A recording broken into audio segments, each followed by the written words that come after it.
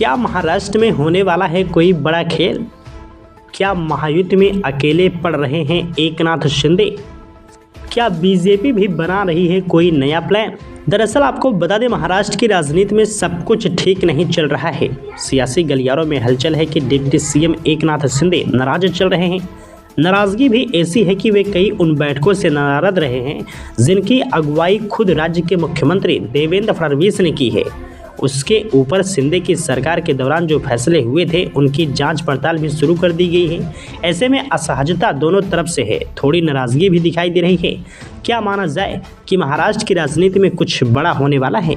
जी हाँ, सबसे पहले समझने की कोशिश करते हैं कि आखिर सीएम देवेंद्र फडणवीस ने ऐसे कौन से फैसले लिए हैं जिस वजह से डिप्टी सीएम शिंदे कुछ खफा बताए जा रहे हैं।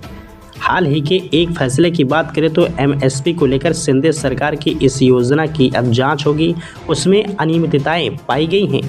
दरअसल 17 फरवरी को फडणवीस सरकार का एक आदेश सामने आया है जिसके मुताबिक कई एमएसपी वाली योजनाओं में अनियमितताएं हैं। 6 सदस्यों की एक कमेटी का गठन भी हुआ है। कहा जा रहा है कि नोडल एजेंसी कई फार्म प्रोड्यूसर कंपनियों से पैसे मांग रही हैं।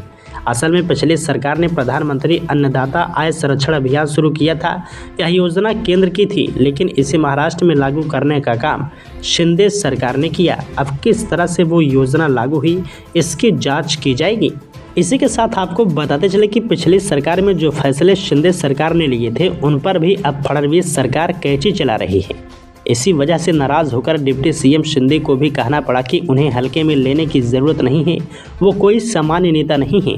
अब शिंदे का यह बयान ही बताने लगा है कि काफ़ी नाराज़ हैं, असहज है और कोई बड़ा कदम उठाने का दमखम भी रखते हैं।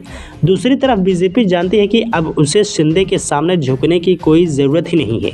बिना शिंदे के बहुमत रखने वाला है, बिना शिंदे भी सरकार आराम से चल सकती है। ऐसे में शिंदे की कोई भी सियासी धमकी अब बीजेपी को ज़्यादा परेशान नहीं करने वाली है। महाराष्ट्र के विधानसभा नंबरों की बात करें तो बीजेपी के पास अपने दम पर 132 सीटें हैं। अजीत गुट के पास 41 सीटें हैं। शिंदे गुट के पास 56 सीटें हैं। उनका कुल आंकड़ा 230 सीटें बैठता है। अब अगर शिंदे की 56 सीटें हटा दी जाए तब भी महायुति के पास 173 सीटें हैं, जो बहुमत के आंकड़ों से काफ़ी ज़्यादा हैं। ऐसे में आने वाले दिनों में भी चुनौतियाँ ज़्यादा एकनाथ शिंदे के लिए ही रहने वाली हैं और बीजेपी उतना ही आक्रामक दिखाई दे सकती है।